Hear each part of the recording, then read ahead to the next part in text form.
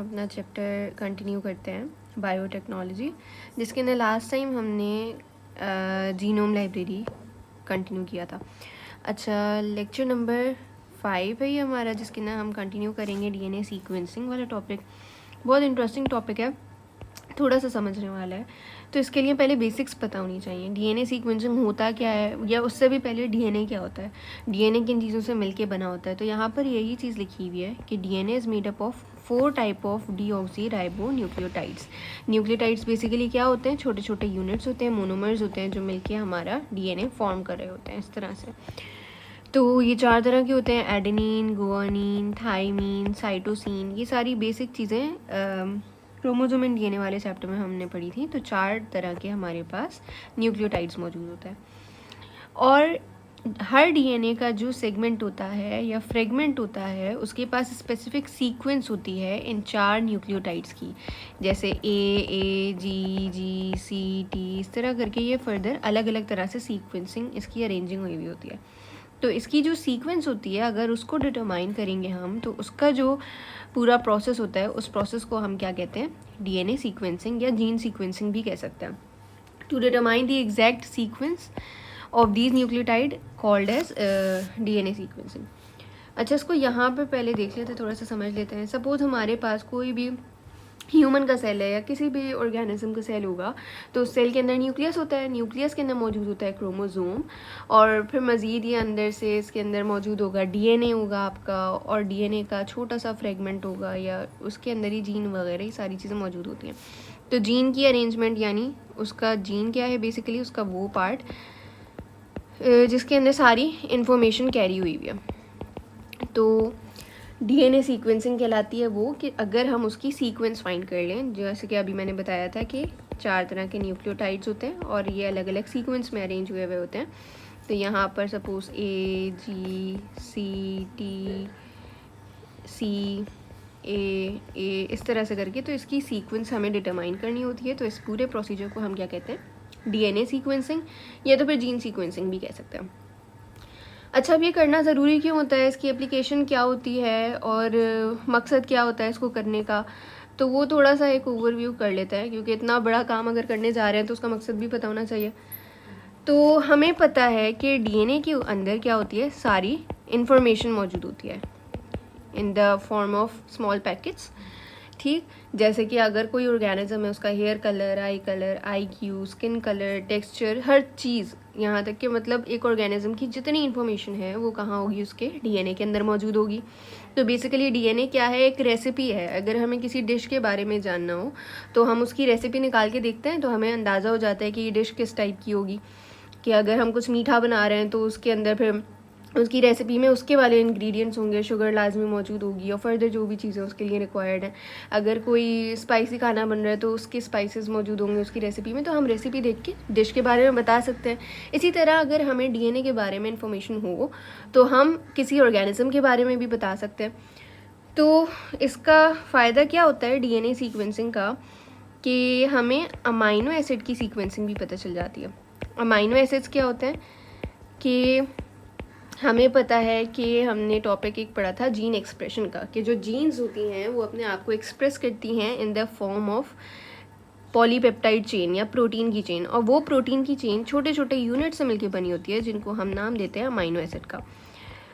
DNA gene expression वाले topic में ये वाला हमने पढ़ा था क्रोमोसोम एंड डीएनए वाले चैप्टर में। तो उसका भी थोड़ा सा ओवरव्यू ले लेते हैं कि क्या होता है। कि इस तरह से पहले डीएनए होता है, वो डीएनए कन्वर्ट होता है आरएनए में, फिर वही आरएनए आगे से जाके अमाइनो एसिड की सीक्वेंस बनाता है, जिससे कोई भी प्रोटीन बन रहा होता है, और इस प्रोसेस को हम जीन एक्सप्रेशन कहते हैं। तो बेसिकली क्या होता है कि 3-3 का ग्रुप होता है, और इन 3 ग्रुप को मिला के कोई एक अमाइनो एसिड बनेगा। फिर उसके बाद 3 आरएनए का एक और ग्रुप होगा, फिर उसको मिला के एक अमाइनो एसिड बनेगा। हर अमाइनो एसिड के लिए एक स्पेसिफिक सीक्वेंस होती है आरएनए की। तो अगर हमें डीएनए की सीक्वेंस पता चल जाए तो हम ये अंदाज़ा लगा सकते हैं कि उससे कौन सा आरएनए बनेगा और फिर उससे कौन सा प्रोटीन बनेगा। तो ये सारी चीज़ें हमें पता चल जाती हैं। अच्छा, फिर दूसरा फ़ायदा क्या होता है इसका, कि restriction site can be known. Restriction site हमने लास्ट वाले उसमें पढ़ा था टॉपिक में, रिकॉम्बिनेंट डीएनए वाले टॉपिक के अंदर। तो रिस्ट्रिक्शन साइट बेसिकली क्या होती हैं, वो साइट्स होती हैं जहाँ पर जाकर रिस्ट्रिक्शन एंजाइम कट्स लगाता है, या तो फिर पैलिंड्रोमिक साइट्स भी कह सकते हैं उनको हम। तो हमें अगर अंदाज़ा हो जाए कि डीएनए की सीक्वेंस कहाँ है, तो हमें पता चल जाएगा कि कहाँ पर अब हमारा जो भी एंजाइम है वो कट लगाएगा। जैसे पैलिंड्रोमिक साइट्स वो होती हैं कि जो सीक्वेंस इधर से हम पढ़ेंगे और इधर से पढ़ेंगे तो दोनों तरह से वो सेम ही आएगा। तो हमें पता चल जाएगा कि अच्छा डीएनए की सीक्वेंस इधर से सेम है और यहाँ से अगर उल्टा पढ़ेंगे तो यहाँ से भी सेम आ रही होगी, इसका मतलब ये पैलिंड्रोमिक साइट है। तो हमें ये भी अंदाज़ा हो जाता है डीएनए की सीक्वेंसिंग से। इसके अलावा क्या होता है, तीसरा फ़ायदा इसका कि अगर कोई भी डिज़ीज़ होती है तो उसका अर्ली डायग्नोसिस हो सकता है। जैसे सपोज़ आपके पास एक डिज़ीज़ होती है सिकल सेल एनीमिया, ठीक। अगर कोई नॉर्मल बंदा है और उसका जो ब्लड है उसके अंदर हीमोग्लोबिन है, haemoglobin is a type of protein, ठीक, ग्लोब्यूलिन चेन होती है उसके अंदर। तो हीमोग्लोबिन का बहुत मेजर रोल होता है, वो ऑक्सीजन को कैरी करके लेके जा रहा होता है, रेड ब्लड सेल के अंदर मौजूद होता है। तो हमारे अंदर तो नॉर्मल हीमोग्लोबिन है, लेकिन जो सिकल सेल एनीमिया होता है ना, वो यूजुअली जेनेटिक डिसऑर्डर होता है। तो सिकल सेल एनीमिया में सेल का शेप डिफरेंट हो जाता है, हीमोग्लोबिन का मॉलिक्यूल उसके अंदर डिफरेंट होता है, क्योंकि उसके अंदर जीन की सीक्वेंसिंग सही नहीं हुई होती। तो अगर हमें ये पता चल जाए अर्ली स्टेज पे कि जो जीन की सीक्वेंसिंग है वो सही नहीं हुई हुई है, और अगर ये सीक्वेंसिंग सही नहीं हुई हुई तो इसकी वजह से हीमोग्लोबिन जो है वो डिस्टरप्ट हो सकता है, उसकी क्या कहते हैं फंक्शन सही नहीं होगा आगे जाके। तो इसका मतलब हम अर्ली डायग्नोसिस कर सकते हैं किसी भी इंडिविजुअल के अंदर कि उसको आगे जाके सिकल सेल एनीमिया हो सकता है। तो एक ये छोटी सी एग्जांपल है।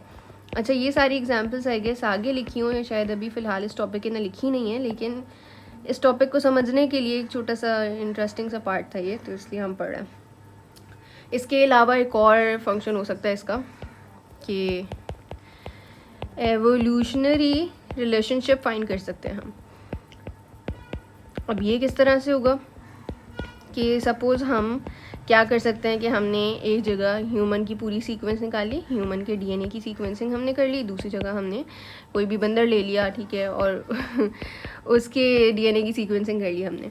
उसके बाद हम इन दोनों का ना कंपैरिजन करेंगे, इन दोनों को रिलेट करने की कोशिश करेंगे, तो हमें अंदाज़ा होगा कि जिस तरह से डार्विन की एक थ्योरी थी कि ह्यूमंस जो हैं वो मंकी से इवॉल्व हुए हैं, तो हमें अंदाज़ा हो जाएगा कि कितना ज़्यादा ये बात सही है और कहाँ कहाँ तक ये एप्लीकेबल है। तो कुछ ना कुछ अगर एवोल्यूशन हुई भी होगी तो कोई ना कोई पार्ट तो दोनों का मिलता जुलता होगा, तो हम उनको कंपेयर कर सकते हैं, हम एवोल्यूशनरी रिलेशनशिप फाइंड कर सकते हैं। तो ये बेसिक डेफिनेशन हो गई है, और उसके अलावा उसकी कुछ एप्लीकेशंस हो गई हैं। यहाँ पर देखते हैं क्या लिखा हुआ है। यहाँ से हमने डेफिनेशन पढ़ ली थी। अच्छा, आगे क्या लिखा है, the DNA sequencing process involves breakdown of large DNA molecule into small fragments and then reading of its nitrogenous bases arrangement by different method. वही चीज़ है कि हम क्या करते हैं कि हम डीएनए लेते हैं, उसको हम छोटे छोटे पार्ट्स में तोड़ते हैं, और फिर उन छोटे पार्ट्स के अंदर ए, जी, सी और टी यानी कि एडेनिन, गुआनिन, थाइमिन और साइटोसिन, इन चारों नाइट्रोजीनस बेसिस की अरेंजमेंट को चेक करते हैं। इसके अलावा क्या लिखा हुआ है, इसका फ़ायदा जो अभी हमने एप्लीकेशंस पढ़ी हैं वही लिखा हुआ है, these sequences can be analyse and compare to other DNA sequences to understand different genetic makeup of an organism. अगर हमें अलग अलग ऑर्गेनिजम्स का जेनेटिक मेकअप फाइंड करना हो तो हम उसके लिए इसको देख सकते हैं। इसके अलावा डिसऑर्डर्स को डायग्नोस करने के लिए यूज़ हो सकता है, और उनके ट्रीटमेंट को डेवलप करने के लिए भी यूज़ हो सकता है। वही सारी चीज़ें अभी हमने पढ़ी हैं। अच्छा, अब इसके लिए ना अलग अलग मेथड होते हैं डीएनए सीक्वेंसिंग के। तो दो मेथड हमारे पास यहाँ मौजूद हैं। एक है मैक्सम गिलबर्ट मेथड, जो इतना वाइडली यूज़ नहीं होता है, और दूसरा मेथड है हमारे पास सिंगर कोल्सन मेथड, जो बहुत ज़्यादा आसान भी कह सकते हैं, कन्वीनियंट है, या तो फिर बहुत ज़्यादा यूज़ हो रहा होता है कॉमनली। में क्या होता है, हमने पढ़ा था कि बेसिकली जो भी डीएनए का मॉलिक्यूल होगा वो क्योंकि बहुत बड़ा होता है तो हमें उसे छोटे छोटे फ्रेगमेंट्स में तोड़ना होता है। तो पहले तो हम इसके छोटे छोटे फ्रेगमेंट्स कर लेते हैं। इन फ्रेगमेंट्स को हम नाम दे देते हैं 1, 2, 3, 4। अच्छा, उससे पहले सबसे पहले हमें क्या करना है कि हमने डीएनए का पूरा मॉलिक्यूल लिया और इसको हम रिकॉम्बिनेंट डीएनए टेक्नोलॉजी के थ्रू रेप्लिकेट कर देंगे, इसकी मल्टीपल कॉपीज़ बनाना शुरू कर देंगे। अब मल्टीपल कॉपीज़ बनाने का मकसद क्या होता है कि ये जो डीएनए है ना हमारे पास, क्योंकि ये बहुत थोड़ा सा है, तो इतने थोड़े से डीएनए से करना थोड़ा सा ट्रिकी हो जाता है, तो हमारे पास एक्यूरेट रिजल्ट्स नहीं आएंगे, तो हम इसी डीएनए की मल्टीपल कॉपीज़ बना लेते हैं। अब किस तरह से बनाते हैं वो एक बहुत बड़ा मेथड था जिसको हमने बहुत डिटेल में पढ़ा था, हम रिकॉम्बिनेंट डीएनए वाली वीडियो के अंदर देख सकते हैं। लेकिन अभी मैं छोटा सा ओवरव्यू दे देती हूँ कि होता क्या है कि हम कोई भी बैक्टीरिया लेते हैं, उसका प्लाज्मिड एक्सट्रैक्ट आउट कर लेते हैं, ठीक है। ये हमने प्लाज्मिड लिया, उसके बाद हम कोई भी ह्यूमन सेल लेते हैं और ह्यूमन सेल के अंदर से हम उसका डीएनए का छोटा सा फ्रेगमेंट या डीएनए ही ले लेंगे और वो उसको हम इसके अंदर लगा देंगे। रिस्ट्रिक्शन एंजाइम छोड़ते हैं, वो रिस्ट्रिक्शन एंजाइम यहाँ पर कट लगाएगा, यहाँ पर कट लगाएगा और फिर जो डीएनए होगा उसको यहाँ पर लगा देगा। अच्छा, डीएनए को ब्लैक से बनाया था, ब्लैक से ही बना देते हैं कि ह्यूमन का डीएनए यहाँ बना देगा और ये जो हमारे पास अब मिल के बन जाएगा ये कहलाएगा रिकॉम्बिनेंट डीएनए। फिर उसके बाद इस रिकॉम्बिनेंट डीएनए को वापस बैक्टीरिया के अंदर डाल दिया जाता है और फिर इसके बाद इसकी ग्रोथ करवाई जाती है।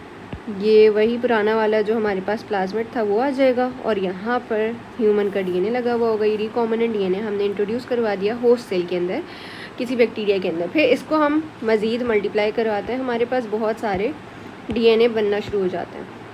यानी बैक्टीरिया जो होगा वो रेप्लिकेट करेगा, वो कॉपीज़ बनाएगा और हमारे पास रिकॉम्बिनेंट डीएनए वाले कॉपीज़ बनना शुरू हो जाएंगी। फिर हम यहाँ से इसको निकाल लेते हैं, एक्सट्रैक्ट आउट कर लेते हैं। तो इस तरह हमारे पास होता क्या है कि जो एक डीएनए का पूरा मॉलिक्यूल था उससे हम मल्टीपल बहुत सारे, ये तो मैंने 3 बनाए, तो ये थाउजेंड्स ऑफ कॉपीज़ बन सकती हैं आराम से, क्योंकि जो बैक्टीरिया होता है उसका रेप्लिकेशन रेट बहुत हाई होता है, रिप्रोडक्शन रेट बहुत हाई होता है, तो बहुत सारे हमारे पास डीएनए की फॉर्मेशन हो जाएगी।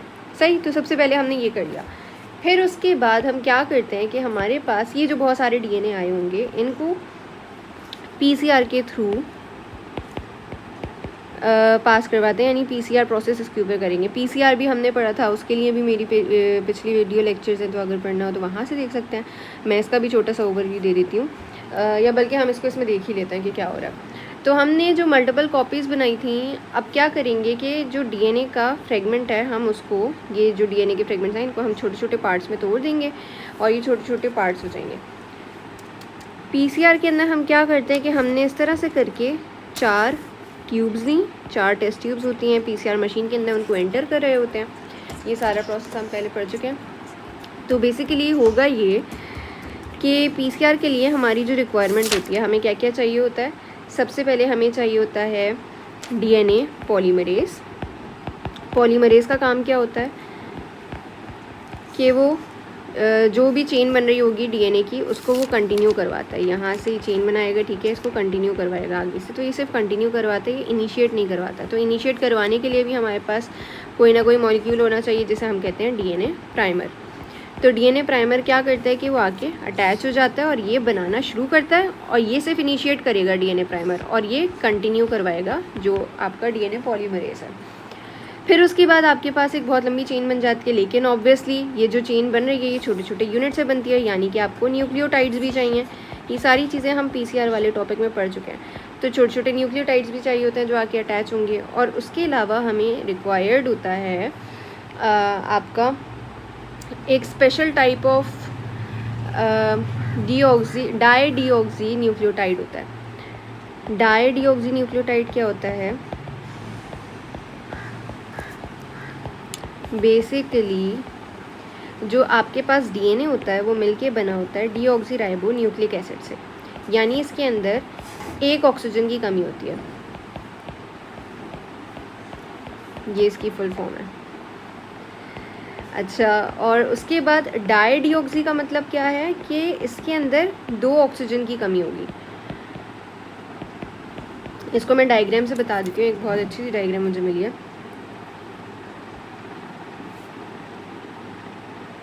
यहाँ पर ये रहा मॉलिक्यूल, ठीक।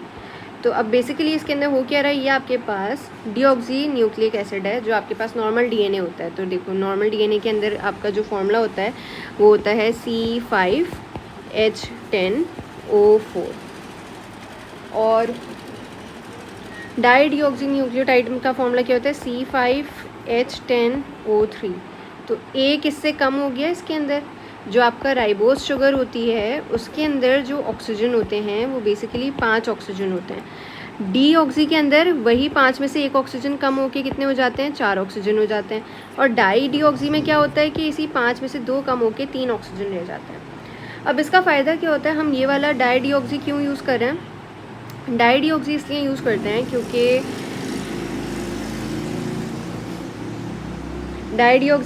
करते हैं क्योंकि इसका टर्मिनेशन इफ़ेक्ट बहुत अच्छा होता है, यानी कि ये चेन को टर्मिनेट कर सकता है, ये रोक सकता है। अब हमारे पास ये जो डीएनए की सीक्वेंसिंग हो रही है तो ये तो होती चली जाएगी, ये यहाँ पर नए नए डीएनए बनते चले जाएंगे क्योंकि आपके पास सफिशिएंट न्यूक्लियोटाइड भी हैं, आपके पास कंटिन्यू करने के लिए डीएनए पॉलीमरेज एंजाइम भी है। लेकिन इसको कहीं ना कहीं स्टॉप तो करना होगा, तो स्टॉप करने के लिए आपके पास डाईडिऑक्सी न्यूक्लियोटाइड मौजूद होने चाहिए। सही। अब क्यों होता है ऐसा, इसके लिए इस डायग्राम से देख लेते हैं।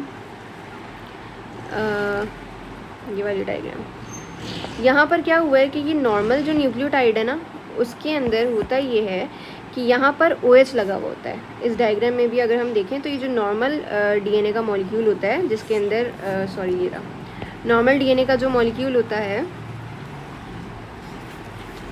इसके अंदर OH लगा हुआ होता है। और जो आपके पास डाईडिऑक्सी न्यूक्लियोटाइड होता है, इसके अंदर क्या होता है कि खाली हाइड्रोजन लगा हुआ है, एक ऑक्सीजन यहाँ कम होता है। तो जब यहाँ ऑक्सीजन अटैच होता है ना, तो इसकी ना कैपेबिलिटी होती है कि फर्दर यहाँ एक और न्यूक्लियोटाइड से अटैच हो सकता है। लेकिन जब ऑक्सीजन नहीं होता है तो फिर ये आगे किसी न्यूक्लियोटाइड से अटैच नहीं हो सकता, यानी कि इसकी जो चेन होगी वो टर्मिनेट हो जाएगी, आगे और चेन नहीं बनेगी। तो यहाँ पर देखा जा सकता है कि जो नॉर्मल डीएनए था, ये नॉर्मल डीएनए है, तो यहाँ पर OH लगा हुआ है, तो यहाँ फर्दर फिर ये आगे से अटैच हो जाएगा, यानी थर्ड कार्बन के ऊपर ये OH लगा हुआ है, तो ये आराम से अटैच हो सकता है किसी नए न्यूक्लियोटाइड के साथ। फिर यहाँ फर्दर OH लगा है तो ये आगे से एक और न्यूक्लियोटाइड के साथ अटैच हो सकता है। लेकिन अगर हम यहाँ देखें तो यहाँ डाईडिऑक्सी न्यूक्लियोटाइड है, यानी कि इसके अंदर हाइड्रोजन लगा हुआ है, OH नहीं लगा हुआ, तो इसके अंदर ये कैपेबिलिटी नहीं है कि ये आगे एक और न्यूक्लियोटाइड से अटैच हो सके, इसलिए सिंथेसिस स्टॉप हो जाती है। तो ये एक छोटा सा ओवरव्यू था कि क्या होता है। अच्छा, तो हम ये पढ़ रहे थे कि ये 4 चीज़ें हमें रिक्वायर्ड हैं PCR के लिए, जो हम अपने DNA सीक्वेंसिंग वाले प्रोसेस के लिए करें। तो अब इसमें क्या होगा, DNA पॉलीमरेज कंटिन्यू करेगा, DNA प्राइमर पहले इसको इनिशिएट करवाएगा, फिर न्यूक्लियोटाइड होंगे जो आके अटैच होंगे, फिर डाईडिऑक्सी न्यूक्लियोटाइड्स होंगे जो स्टॉप करवा देंगे सीक्वेंसिंग को। अब ये जो हम यूज़ करते हैं डाईडिऑक्सी न्यूक्लियोटाइड्स, ये हम 4 तरह के यूज़ करते हैं। एक होते हैं जो एडेनिन से जाके अटैच होंगे, एक होते हैं जो गुआनिन से जाके अटैच होंगे, एक होते हैं दूसरे कलर से बना लेते हैं इसको, जो थाइमिन से जाके अटैच होते हैं, और एक वो होंगे जो साइटोसिन से जाके अटैच होंगे। तो ये 4 तरह के होते हैं। अब 4 तरह के क्यों करते हैं हम, इसको देखते हैं कि बेसिकली हो क्या रहा है। हमारे पास हमने अपना जो डीएनए लिया था, जो डीएनए के 4 फ्रेगमेंट्स बनाए, ठीक है, या बहुत सारे फ्रेगमेंट्स बनाए, तो हम उन डीएनए को यहाँ पर ऐड करवा देते हैं। उसके अलावा हम इसके अंदर डीएनए पॉलीमरेज ऐड करवा देंगे, डीएनए प्राइमर ऐड करवा देंगे, न्यूक्लियोटाइड्स ऐड करवा देंगे। अब क्या करेंगे, जो एक ट्यूब होगी उसके अंदर हम सपोज़ ये C वाला डाईडिऑक्सी न्यूक्लियोटाइड ऐड करवाएंगे, दूसरी वाली के अंदर हम एडेनिन वाला ऐड करवा देंगे, तीसरे वाले के अंदर हम गुआनिन वाला ऐड करवा देंगे, और फिर एक के अंदर हम थाइमिन वाला ऐड करवा देंगे। तो इस तरह से करके हम अलग अलग ट्यूब के अंदर अलग अलग डाईडिऑक्सी न्यूक्लियोटाइड्स ऐड करवा रहे होते हैं। अच्छा, अब इसका प्रोसेस किस तरह से होता है कि हमने जिस तरह से PCR के अंदर पढ़ा था, सेम उसी तरह से इसके अंदर भी हो रहा होता है। इसको हम अच्छा यहाँ पर देख लेते हैं। डीएनए का फ्रेगमेंट था, उसको स्मॉल फ्रेगमेंट्स में तोड़ा हमने, प्लाज्मिड के अंदर ऐड करवा दिया, फिर उस प्लाज्मिड को बैक्टीरियल सेल के अंदर ऐड करवा देंगे। ये बैक्टीरिया ग्रो करेगा, फर्दर रेप्लिकेट करेगा, मल्टीपल कॉपीज़ हो जाएंगी। फिर मल्टीपल कॉपीज़ को हमने क्या किया, टेस्ट ट्यूब में डालना शुरू कर दिया। ठीक, 4 अलग अलग तरह की टेस्ट ट्यूब्स होंगी हमारे पास, और इनके अंदर फिर इस तरह से बैक्टीरिया ग्रो करता जाएगा। हर टेस्ट ट्यूब के अंदर हमने क्या क्या चीज़ें ऐड की हैं, फ्री डीएनए बेसिस जो न्यूक्लियोटाइड्स हमने ऐड किए थे, एक डीएनए पॉलीमरेज एंजाइम जो कंटिन्यू करवाएगा, डीएनए प्राइमर जो इनिशिएट करवाएगा प्रोसेस, और इसके अलावा हमने ऐड करवाया था डाईडिऑक्सी राइबोन्यूक्लिक एसिड जो टर्मिनेटर बेसिस के तौर पे एक्ट करेगा। अब क्या होगा कि हम उसको PCR स्टार्ट करवाएंगे। PCR के जो प्रोसेस था हमने पिछली वीडियो में पढ़ा था, टेम्परेचर राइज करेंगे तो डीएनए की दोनों अलग हो जाएंगे स्ट्रैंड्स। फिर उसके बाद डीएनए प्राइमर आके अटैच होगा इसके ऊपर, जो इनिशिएट करवाएगा प्रोसेस को, कॉम्प्लीमेंट्री बेसिस पेयरिंग होगी। फिर डीएनए पॉलीमरेज एंजाइम आएगा और इस प्रोसेस को कंटिन्यू करवाएगा। जो सिंपल न्यूक्लियोटाइड्स थे वो आके अटैच होना शुरू हो जाएंगे, एक एक करके अटैच होते जाएंगे। तब तक अटैच होंगे जब तक आपका डाईडीऑक्सीराइबोन्यूक्लिक एसिड यानी टर्मिनेटर बेस अटैच नहीं हो जाती। जैसे ही डाईडीऑक्सीराइबोन्यूक्लिक एसिड अटैच होगा तो फिर क्या होगा कि ये दोनों आपके पास एक स्ट्रैंड बन जाएगी। अब 4 अलग अलग तरह के थे, कोई ए वाला होगा, कोई जी वाला, कोई सी वाला, कोई टी वाला, तो इस तरह करके फिर ये स्ट्रैंड अलग होना शुरू हो जाएगी। फिर उसके बाद दोबारा से वही काम होगा कि प्राइमर आके अटैच होगा, फिर आपके पास जो एंजाइम था डीएनए पॉलीमरेज वो कंटिन्यू करेगा। फर्दर इस तरह से ये प्रोसेस चलता चला जाएगा जब तक आपके पास मल्टीपल बेसेस जो होंगी वो बनना शुरू नहीं हो जाएंगी। ठीक, तो ये 4 अलग अलग तरह के आपके पास आ जाएंगे। ए, जी, सी और टी वाले अलग अलग जगह पे स्टॉप होंगे। जो ए वाले डीऑक्सी थे वो ए पे स्टॉप करवाएंगे, जो सी वाले थे वो सी पे स्टॉप करवाएंगे, जी वाले जी पे, टी वाले टी पे। फिर उसके बाद ये कैपिलरी ट्यूब होती है, इसके अंदर हम पास कर देते हैं अपने मॉलिक्यूल्स को।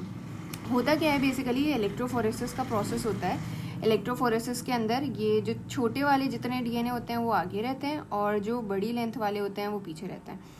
अब ए अगर मल्टीपल जगहों पे आ रहा है और सी अगर मल्टीपल जगहों पे आ रहा है तो वो उस हिसाब से आपके पास डीएनए की स्ट्रैंड बनना शुरू होगी।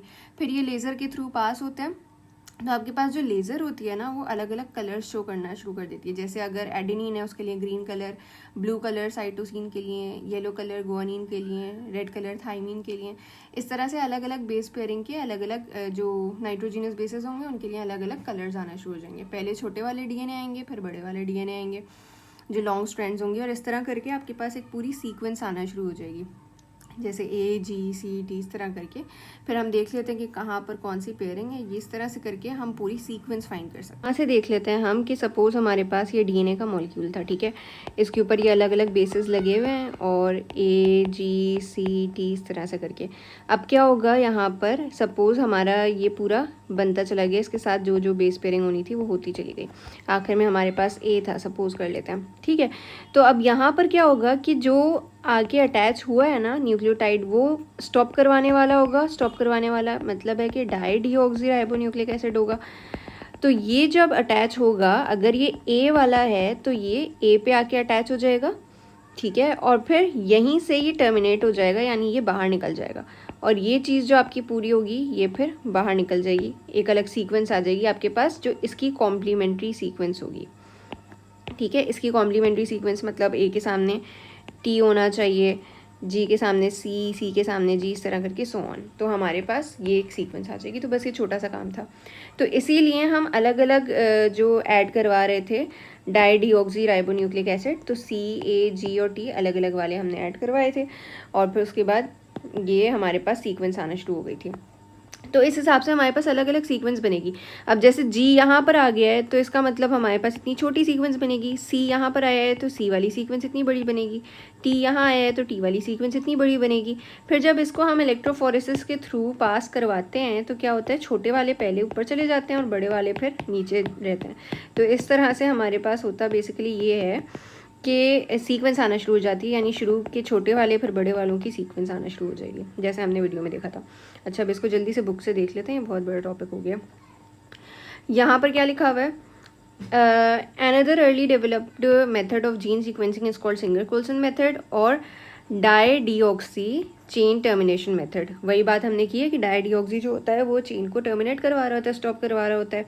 ज़्यादा रिलायबल, एफिशिएंट और वाइडली यूज मेथड है जो 1970s और अर्ली 1980s के अंदर डेवलप हुआ था। अब इस मेथड में करते क्या है बेसिकली हम, in this method a modified nucleotide are called dideoxy nucleotide. यही बात हमने की थी कि एक अलग तरह के न्यूक्लियोटाइड होते हैं जो डाईडीऑक्सी होते हैं। इनका काम क्या होता है, These modified nucleotide do not contain 3 hydroxyl group, यानी थर्ड पोजीशन पे जो हाइड्रोक्सिल ग्रुप अटैच हुआ हुआ था वो इनके पास अटैच नहीं हुआ हुआ होता।